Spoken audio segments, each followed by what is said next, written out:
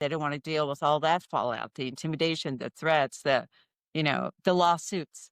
People will sue over anything anymore, you know? It almost becomes you're wrong until you prove yourself right in journalism. So, all of that can take a toll.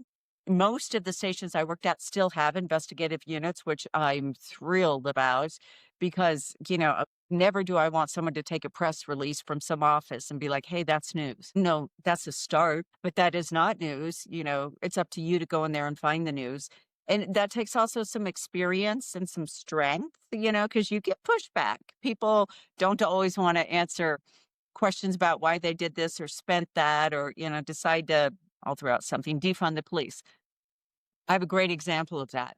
Back in Minneapolis, right after George Floyd, and that happened on my watch. I was working that there was this big community meeting, probably tens of thousands of people at a park shortly after, where the big defund the police, movement came out of by the Minneapolis City Council members.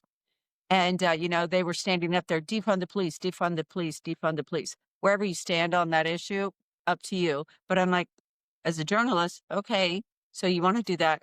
How? Lay it out. You're a public official. It is your job to tell us how you're going to defund the police, right? Answer those questions.